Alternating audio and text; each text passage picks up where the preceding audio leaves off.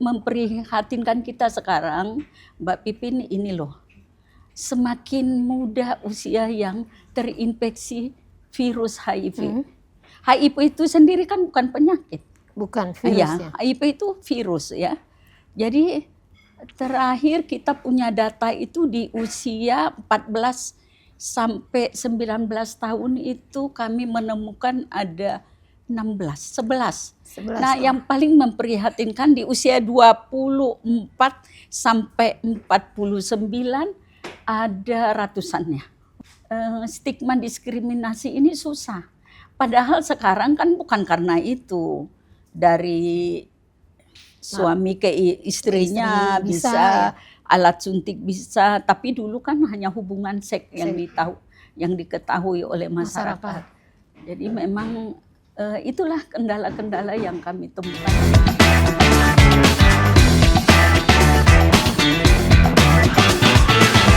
Bicara Bogor, hari ini kita kedatangan tamu istimewa. Saya kenal beliau itu sudah lama banget ya, dari saya di lapangan. Tentunya saya sering menjadikan beliau narasumber, tidak hanya soal kesehatan sebetulnya, meskipun berkecimpung di dunia kesehatan, tapi beliau ternyata aktif di berbagai hal. Salah satunya kali ini kita memperingati Hari AIDS sedunia pada tanggal 1 Desember kemarin ya Bu ya. Nah, kita kedatangan di sini Bu Yusniari Tonga. Dulu terakhir jabatannya termasuk ASN, terakhir itu Kepala Puskesmas Pondok Rumput. Iya, betul. Kemudian semenjak pensiun aktif dalam berbagai hal. Sebetulnya dari sebelum pensiun pun sudah aktif dalam berbagai kegiatan. Ibu Yusniar itu sekarang menjadi Ketua Perhimpunan Konselor HIV Indonesia, PKVHI Kota Bogor. Ada juga beliau sebagai DPP IAKMI Bidang Kesehatan Jiwa dan Nafja, kemudian Dewan Pertimbangan PPNI Jabar. Oke, gimana kabarnya Bu? Baik, alhamdulillah. Sekarang sibuk apa nih selain diundang-undang acara pembicaraan itu ya? Sibuk di KPA, di Komisi Penanggulangan AIDS Kota Bogor. Nah, kita Kota Bogor punya KPA Kota Bogor yang memang konsen ya Bu ya di dunia HIV AIDS. Semua orang tahu bagaimana sebetulnya HIV AIDS, tapi terkadang kita tuh lupa atau hanya diingatkan pada momen-momen tertentu. Contohnya ini Desember. Desember itu ramai dengan pemberitaan HIV AIDS. Padahal sebetulnya setiap saat kita harus diingatkan akan bahaya HIV AIDS ya Bu. Sejauh ini seperti apa sih Bu perkembangan Kota Bogor sendiri terkait kasus ini? Kita tetap ada di 3 besar kasus tertinggi se-Jawa Barat. Itu 3 besar. Tapi nah inilah yang membuat kita kadang-kadang persepsi masyarakat itu 3 besar di Jawa Barat, padahal Kota Bogor itu karena kerja ya. Kalau HIV itu ditemukan kalau periksa darah. Jadi kalau nggak kerja ya tidak tahu kalau kasus itu ada apa tidak. Jadi memang harus melalui layanan hanya dengan periksa darah. Tidak ada yang lain untuk menemukan kasus HIV pada seseorang terinfeksi virus atau tidak. Jadi memang kalau istilahnya gunung es itu, jadi ketika akan terlihat, wah kok banyak ya, kenapa dulu-dulu nggak ada ya? Karena memang mungkin teknologi untuk pemeriksaan itu ya Bu ya yang belum ada. Enggak juga. Atau seperti apa? Sebetulnya KPA itu di pusat pun sudah tidak ada ya, KPAN. Itu bagaimana prinsip dari kepala daerah. Kebetulan Kota Bogor itu masih salah satu terbaiklah pengelolaan KPA-nya di Jawa Barat. Karena memang konsen ya, kita makin kerja makin banyak kita periksa, makin banyak yang ditemukan. Contoh September kemarin, terakhir September ya data kita, kasus baru September itu, 2004. Iya, kasus baru itu ada 79. 79 itu temuan yang baru? Dari pemeriksaan kurang lebih hampir 15 ribuan ya. Jadi memang ditemukan 79. Ini biasanya yang kasus yang ditemukan ini faktor ininya apa? Sesudah mereka akhirnya ada wawancara atau ada Enggak, jadi penyuluhan? harapan kita semua yang pernah berperilaku resiko, ngerti lah ya, Iya. beresiko seperti apa gitu ya. Boleh diingatkan Bu nih, Iya. biar Biar- Bu Borian tahu apa Jangan sebetulnya mencoba-coba. faktor pemicu tertularnya virus ini. Itu kan penularan HIV itu melalui darah, ya. Terus cairan tubuh, yaitu cairan vagina dan sperma, kemudian alat medis yang tidak steril, dan bisa juga lewat ASI kepada bayi. Ibu kepada bayi Ibu kepada lewat bayinya ASI. lewat ASI. Ya, itu penularannya. Jadi kenapa gitu tadi ya? Iya. Yang memprihatinkan kita sekarang, Mbak Pipin, ini loh, semakin muda usia yang terinfeksi virus HIV. HIV itu sendiri kan bukan penyakit. Bukan virusnya. Ya, HIV itu virus ya. Jadi terakhir kita punya data itu di usia 14 sampai 19 tahun itu kami menemukan ada 11. Nah, yang paling memprihatinkan di usia 24 sampai 49 ada ratusannya. Usia produktif. Usia produktif ini yang membuat kita semakin Prihatin. bersemangat untuk menemukan kerja gitulah istilahnya ya. Makanya hadir lembaga selain KPA ini ya Bu ya, perkumpulan ini sebetulnya apa fokusnya dengan apa sama-sama berjuang bersama? Kalau PKPHI yang konselor ini lebih ke arah memberikan dukungan emosional bagaimana untuk membantu ODIF ya, orang dengan HIV ini untuk menyemangati dia, membantu dia, karena begitu dia terdiagnosa positif, biasanya rasa cemas, takut, stres gitu. Jadi memang kita mencoba mendorong dia untuk mengembangkan sistem dalam keluarganya maupun komunitas. Terus kita juga mendampingi dia, memberikan edukasi tentang HIV secara menyeluruh. Cara penularan, pencegahan, pengobatan. Nah, dalam pengobatan ini yang harus kita betul-betul sebagai konselor, karena ini perlu kepatuhan. Karena obatnya seumur hidup. Obatnya Obat seumur hidup dan harus disiplin. HRV itu Bu yang Iya, ARV, antiretroviral itu. Jadi kalau dia minum jam 7 malam, besok-besok sampai harus dia minum jam 7 malam. Dan itu cuma satu macam, sekarang dipermudah ya. Jadi ini kadang-kadang kita sering menemukan LFU-nya, loss of follow up. Dia tidak mau minum obat. Memang efek samping yang memang nggak enak itu pasti ya. Semua obat itu nggak enak. Tapi harus diminum kalau kita mau sembuh gitu kan filosofinya. Kemudian kita membantu juga untuk stigma dan diskriminasi, terutama diskriminasi sosial. Ini yang dialami oleh ODIP. Itu tugas kami sebagai konselor. Berarti tidak hanya mendampingi si ODIP-nya, tapi juga memang keluarga dari ODIP atau lingkungan di sekitar ODIP. Karena itu di sini juga Bu Yusniar ingin menekankan masih adanya stigma dan diskriminasi pada layanan HIV ini, terutama sebetulnya semakin banyak sosialisasi akan berkurang ya Bu ya stigma itu. Iya, betul. Makanya kita kemana-mana untuk kampanye publik ya. Untuk memberikan edukasi ke masyarakat, kami sudah melakukan semua kecamatan, beberapa OPD seperti Dinas Pariwisata, Satpol PP, Dinas Pendidikan.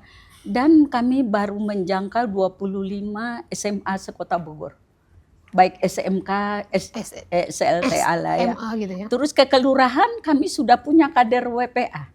Oh, jadi Warga semakin peduli aksesnya AIDS. semakin terbuka sebetulnya ya. Iya, dan mereka hanya boleh sosialisasi dan edukasi. kami tidak bisa untuk mendampingi. Nakes pun tidak bisa pendamping. Oh.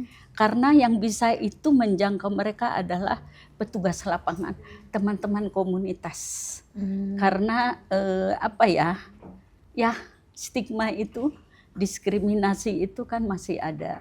Ketika jangankan HIV ya yang dianggap masih aib. Masih. Kemarin kita merasakan waktu COVID aja. COVID aja COVID. seperti apa ya hebohnya.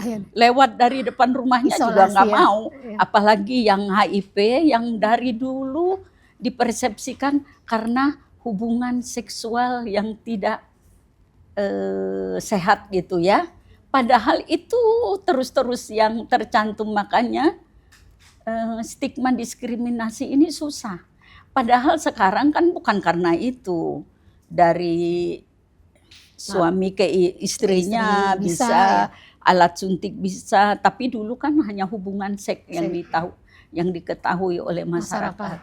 Jadi memang itulah kendala-kendala yang kami temukan. Ini biasanya kalau dari sisi tadi dari masyarakat, mereka masih berpikir karena menular secara langsung atau apa sebetulnya sehingga masih ada stigma itu. Sementara kan sebetulnya akses untuk layanan si masyarakat yang memang dia ingin tahu dirinya sehat atau terhindar dari virus itu juga kan sebetulnya semakin terbuka ya. Kalau dulu misalkan kita harus ke RSMM ya Bu ya, Ya, rumah sakit baru Marzuki hanya Mahdi satu. kalau dulu.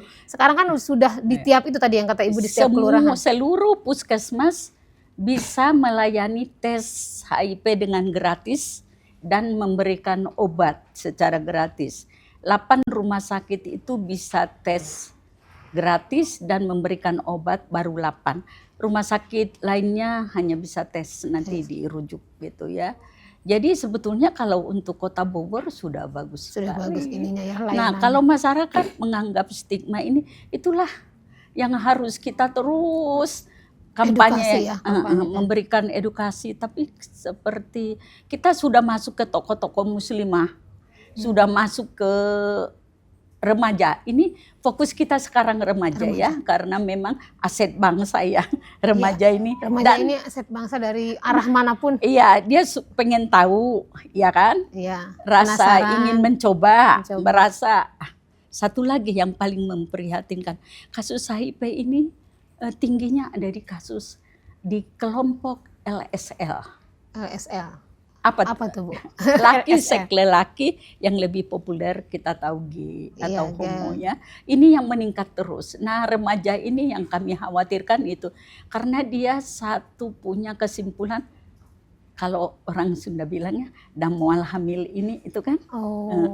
Jadi di sini ada seperti itu pemikiran mereka.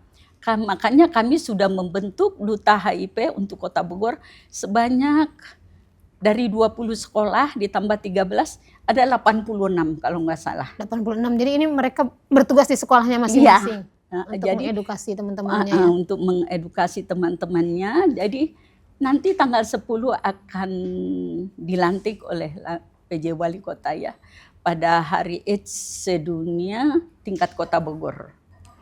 Ini kalau untuk tahu misalkan kita punya tetangga atau lingkungan atau teman yang berada di lingkungan yang beresiko ke sana, itu untuk mengajak misalkan untuk pemeriksaan itu yang tadi kan katanya gratis ya Bu ya. Nah, sementara kan itu karena masih ada stigma itu mereka dia nggak berani untuk datang. Nah, ini untuk akses pemeriksaan itu apakah sewaktu-waktu ada yang diadakan secara terbuka misalkan kayak ada pengobatan gratis misalkan. Nah, ini ada penelitian di mana gitu. Tidak harus seseorang yang dia datang sendiri ke rumah sakit untuk periksa.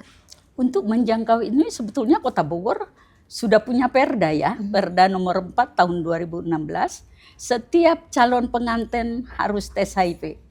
Iya. Setiap pasien paru-paru harus tes HIV dan setiap ibu hamil tes HIV. Nah, kalau untuk masyarakat ini yang masyarakat berisiko, makanya kita menganjurkan. Tapi biasanya melalui pendampingan itu ya, karena mereka lah yang tahu komunitas mereka. Jadi mereka yang membawa, tapi ada juga yang sendiri. Biasanya kalau dia periksa akan mencari pasienkes yang terjauh dari rumahnya. Misalnya dari Kabupaten Bogor Karena tuh, itu ya. ya karena supaya masih takut ketemu pandangan orang, yang takut yang ketemu kenal, orang, ya. ya. Jadi dia akan mencari pelayanan kesehatan yang Jauh dari terjauh ini. dari rumahnya itu. Kalau untuk Kota Bogor sendiri sih, inilah harapan kami untuk membentuk forum ormas keagamaan ya. Ada ya yang poros forum keagamaan Baru yang mau mudah-mudahan bisa, harapan kami gitu bisa terbentuk. jadi tokoh-tokoh agama, Iya. ulama itu bisa Iya, kemarin kan ikut saya mengedukasi sudah ya, Bu ya? di DPRD itu tokoh-tokoh muslimah 120 orang itu. Jadi saya mengajak ibu-ibu, ayo setelah mereka paham penularan HIV itu kan tidak gampang. Iya. Harus ada 4 ya prinsip itu. Virusnya ada dari orang ya yang sudah terinfeksi, virusnya cukup dan masih segar dan masuk dalam aliran darah. Kalau hanya masuk nempel mah enggak. Dia beberapa detik virus HIV itu di luar mati kok. Enggak Ya tahan. sempat ya Bu ya, ada yang viral-viral di medsos tuh misalkan Di yang Coca-Cola. iya, kemudian yang ininya terluka atau apa. Nah, itu Kalau terluka boleh. akhirnya Bisa aja. bisa. Kan dia masuk lewat darah.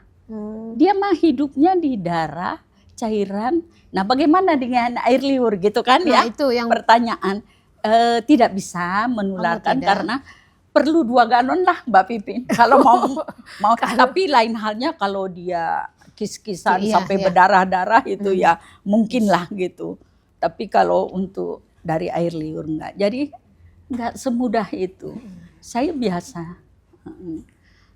untuk lembaga yang Ibu pimpin sendiri, misalkan sudah menemukan beberapa orang yang memang dia terinfeksi. Nah ini selain tadi yang di awal Ibu bilang mendampingi mereka agar tidak sampai obatnya itu tidak lepas terus-menerus diminum. Nah ini pendampingannya seperti apa Bu bentuknya? Apakah Pendampingan menggandeng keluarga atau? satu, makanya perlu dukungan sistem di keluarganya dan terutama komunitas sesama mereka. Jadi LSM kami ada 10 ya yang sudah kerjasama dan itu rata-rata juga komunitas orang-orang ODIF. Jadi mereka, kalau kita memang agak sulit ya, tapi kalau dia ke puskesmas ya baru kita bisa tangani. Tapi banyak sekali yang konseling. Kadang-kadang saya di pasar, Mbak Pipin, dia maunya di pasar di pojok, ya nggak apa-apa. Yang penting iya, asal dia mau tes gitu. Ada juga yang dari Depok, Bu saya naik kereta ya saya tunggu di sana gitu di alun-alun. Ya nggak apa-apa lah, ini kan kerja sosial ya. Iya. Langsung dibawa. Tapi sekarang untuk membuat supaya tidak ada stigma ya, sudah disamakan dengan pasien umum kok. Jadi kalau dulu kan ada khusus ya. Iya, kalau kayak dulu di SMM ya Bu ya, terpisah dipisah. Kalau sekarang enggak, sudah biasa aja, kayak pasien biasa aja. Spesialis jadi, paling berbeda gitu ya. Jadi untuk dia kenyamanan juga gitu. Dan kalau begitu positif kan kita langsung dampingi gitu. Sekarang udah, karena secara kasat mata kan tidak kelihatan dia positif apa enggak. Itu hasilnya itu biasanya 1 hari itu selesai Bu atau langsung ya biasanya? Tapi ada yang perlu diulang karena kita punya window periode ya. Kadang-kala dia diperiksa masih negatif, kita ulang 3 bulan lagi. Padahal dia udah bisa menularkan loh itu. Kalau seandainya memang ada virusnya. Nah seperti tadi kenapa kita tekankan untuk pengobatannya. Iya. Kalau dia minum obat dengan disiplin sampai pokoknya tiap itu diharapkan virusnya, obatnya kan hanya menghambat ya. Iya. Dan tidak berkembang. Jadi kalau viral load-nya tersupresi di bawah 50 tidak terdeteksi, dia tidak menularkan. Jadi itu yang kami kejar 3 fast track. 95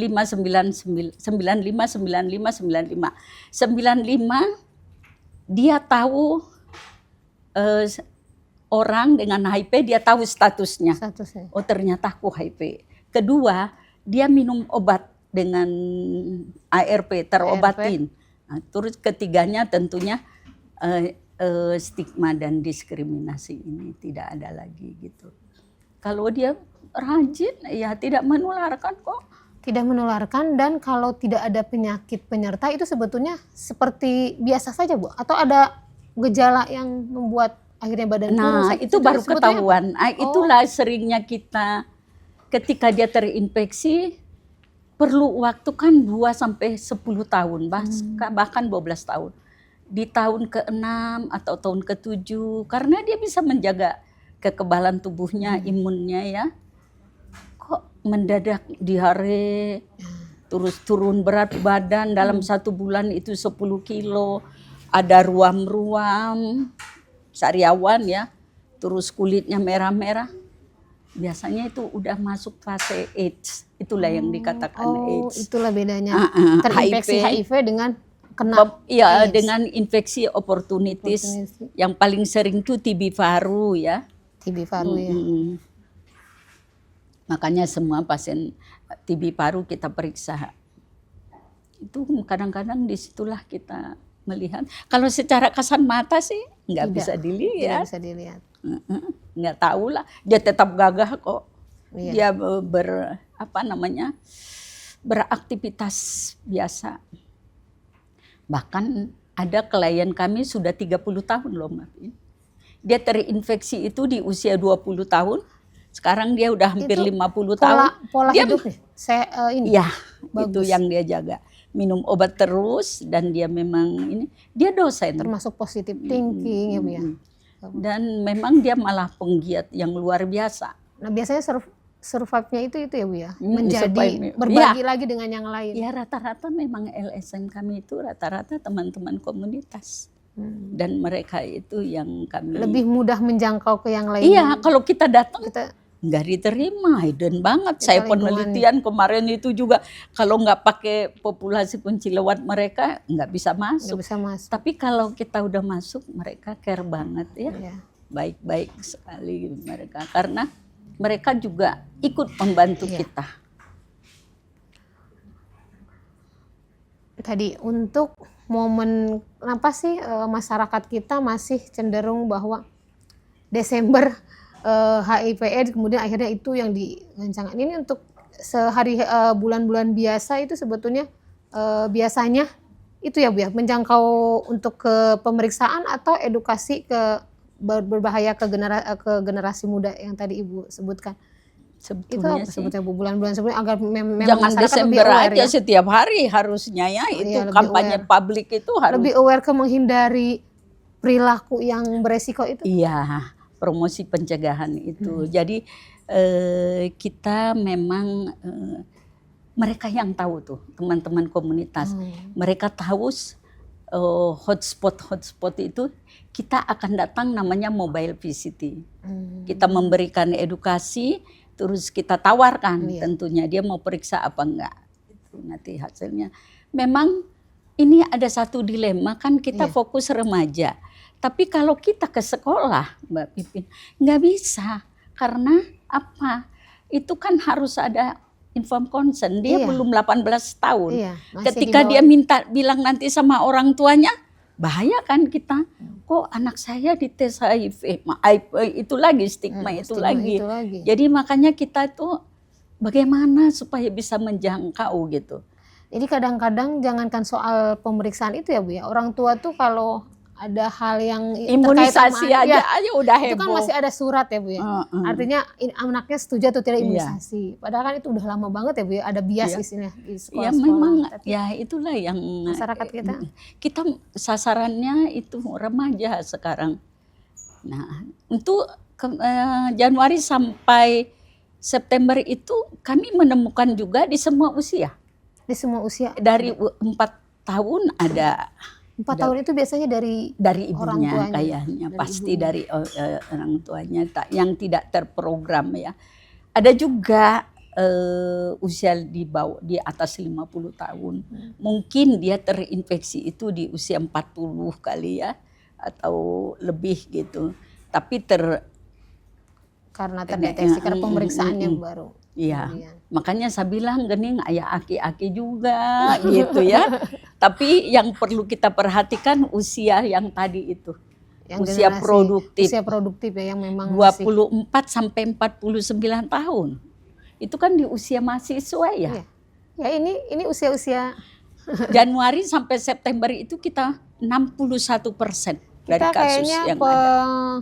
penikmat medsos di Instagram juga pasti usia-usia ini, Bu. Iya. Makanya itu Iya, memang pasti. perlu ditekankan itu. Jadi memang Tapi sekarang informasi lebih mudah ya, Bu ya, dunia medsos. gampang sekali sekarangnya dimudahkan.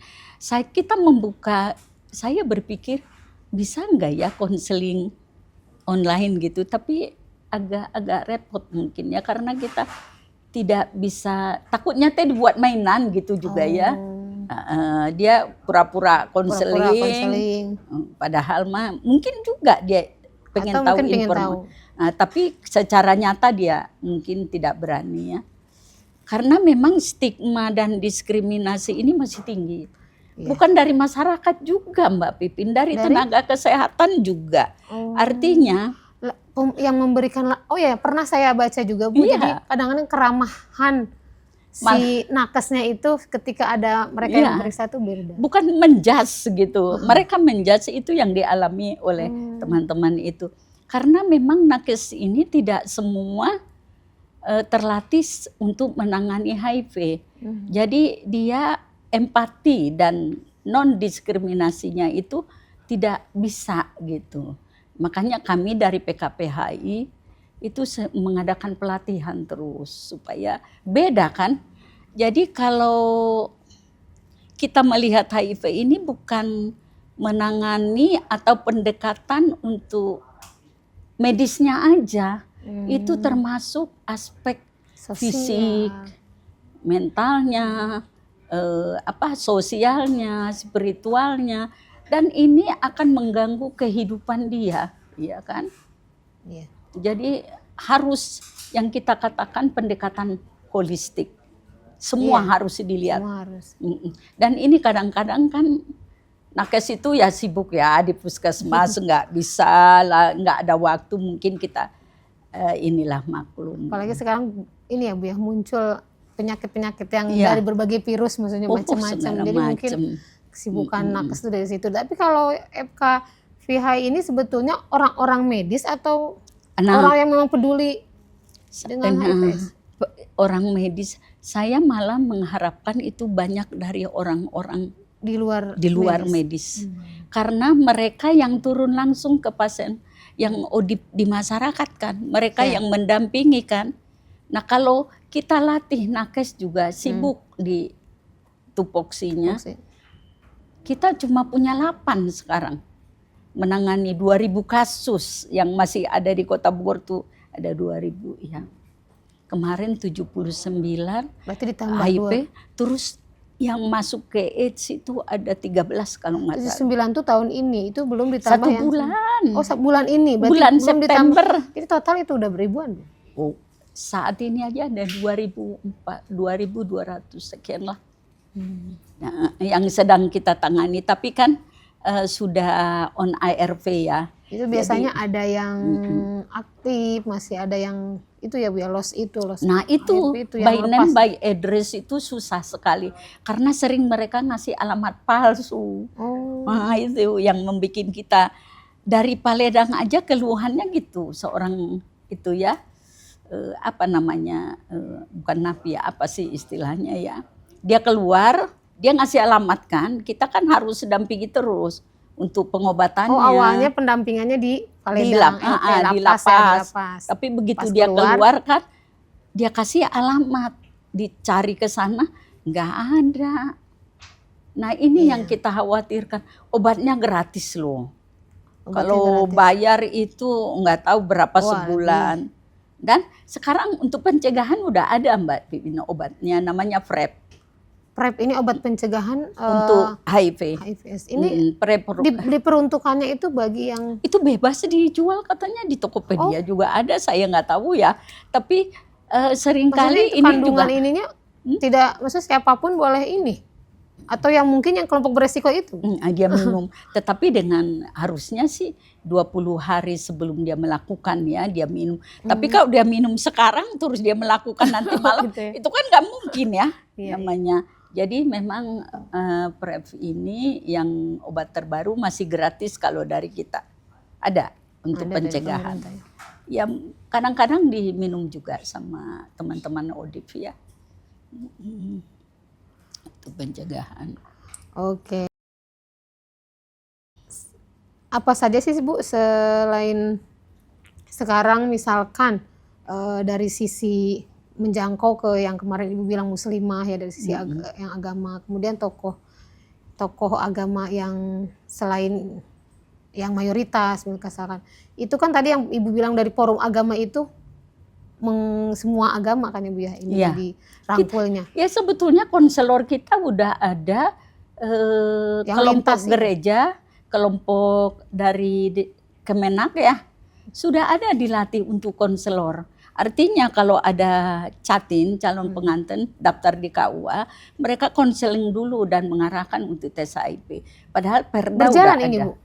Karena- Ada yang berjalan kayaknya, ada yang enggak, tapi memang disitulah. Karena belum Konsistensi diwajibkan masing- itu iya. kali ya Bu ya? Atau Tapi kalau udah ada perda kan ada harusnya ininya dong, ada sanksinya. sanksi ya.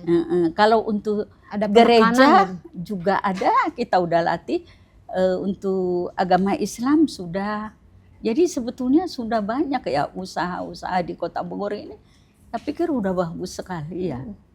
Kita memang terus jalan terus. Karena memang secara umum saja misalkan pasangan-pasangan muda yang mau menikah itu untuk pemeriksaan kan seharusnya memang sebaiknya itu pemeriksaan malah seharusnya ada gitu.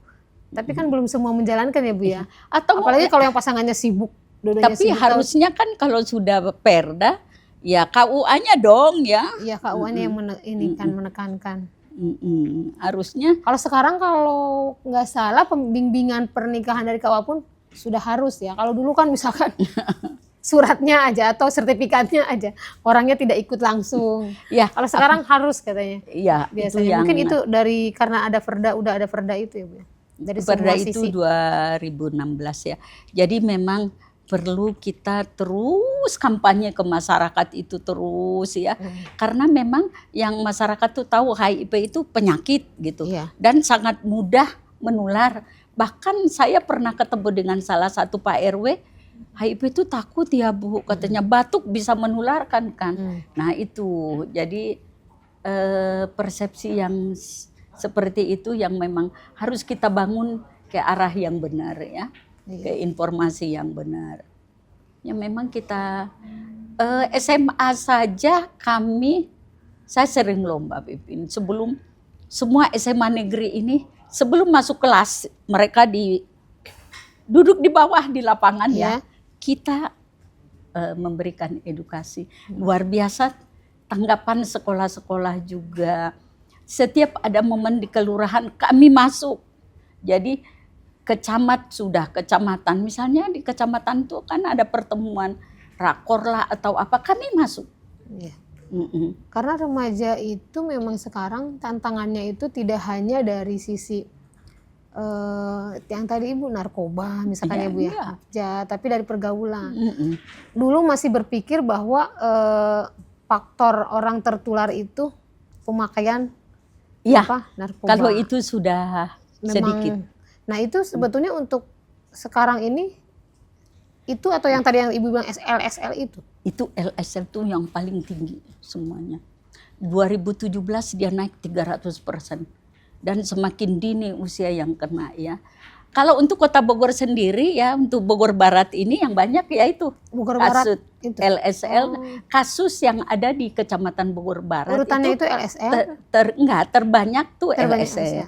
Kalau Bogor Tengah terbanyak tuh pemakai narkoba. Oh, ya. jadi memang terus Tanah Sareal terdapat, kami udah teliti ya, kami sudah survei, itu banyaknya pada ibu hamil. Nah kalau Bogor Timur banyaknya pada WPS. Kan ini ada jumlah-jumlah kasus, ini kita lihat ini yang terbanyak apa gitu.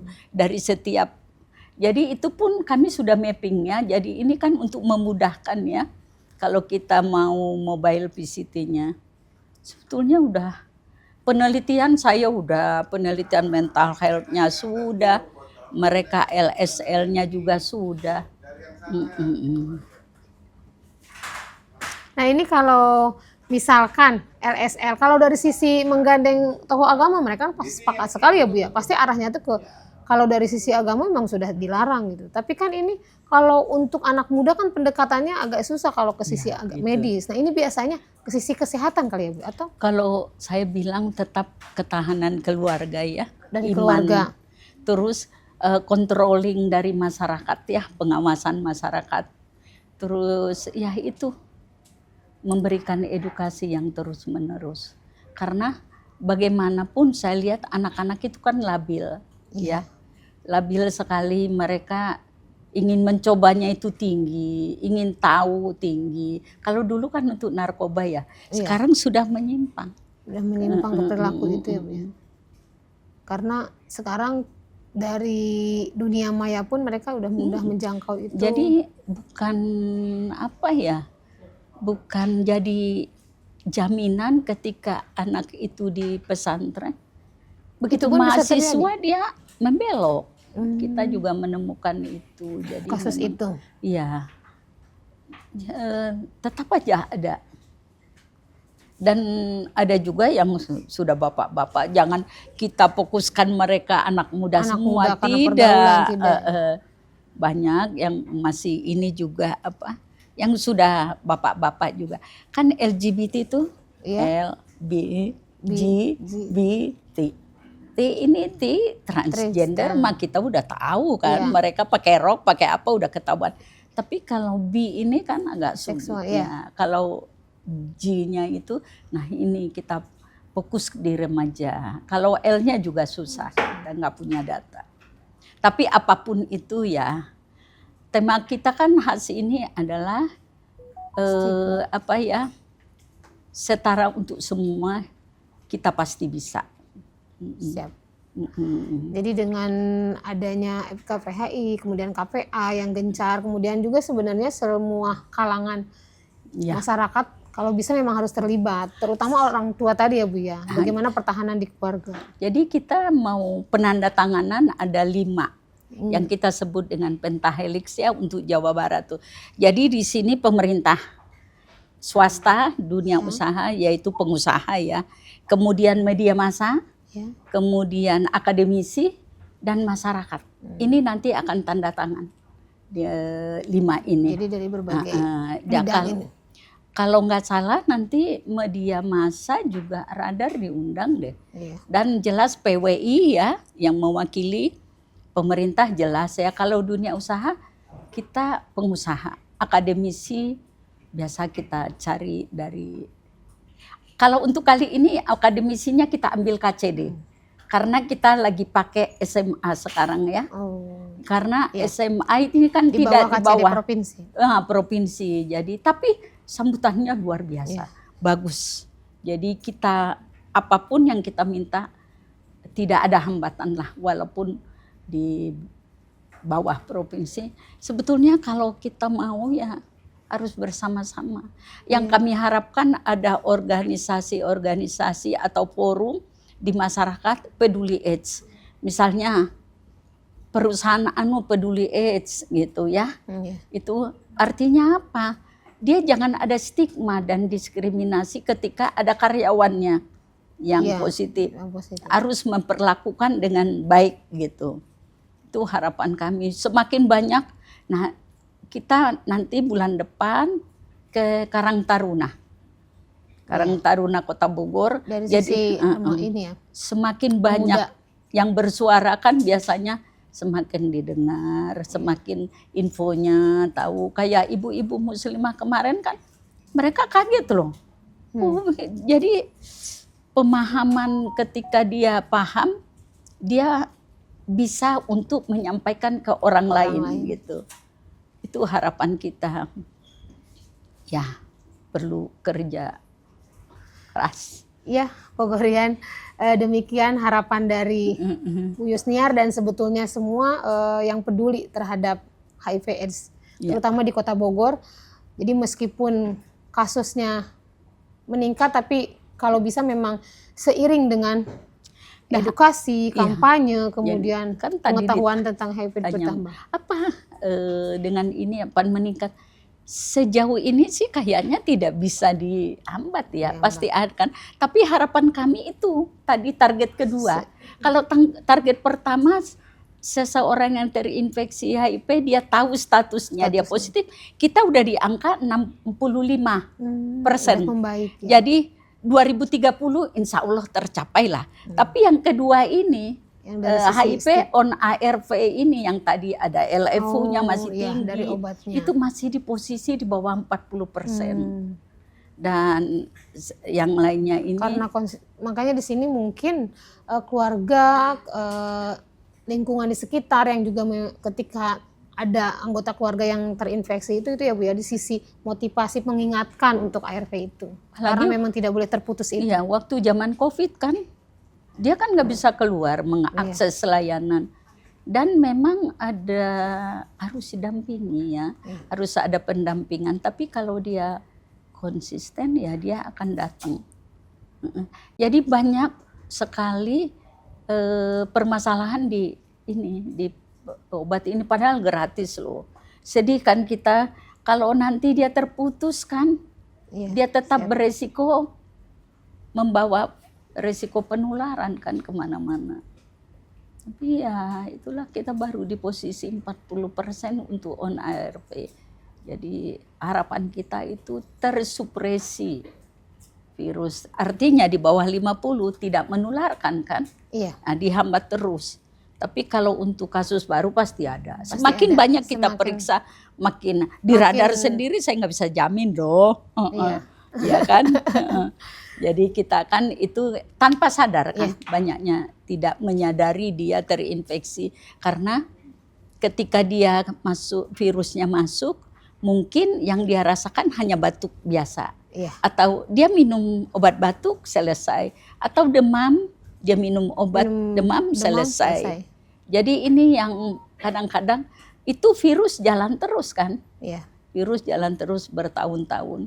Ketika infeksi opportunities baru menyadari, baru tahu ternyata sudah masuk fase AIDS. Nah ini. Oke, Bogorian, demikian pemaparan dari Bu Yusniar seputar HIV/AIDS. Sekali lagi mudah-mudahan kita semua bisa saling mengingatkan apakah diri kita sendiri juga bagaimana menjaga kita sendiri, kesehatan dan tindakan ya Bu ya sebetulnya.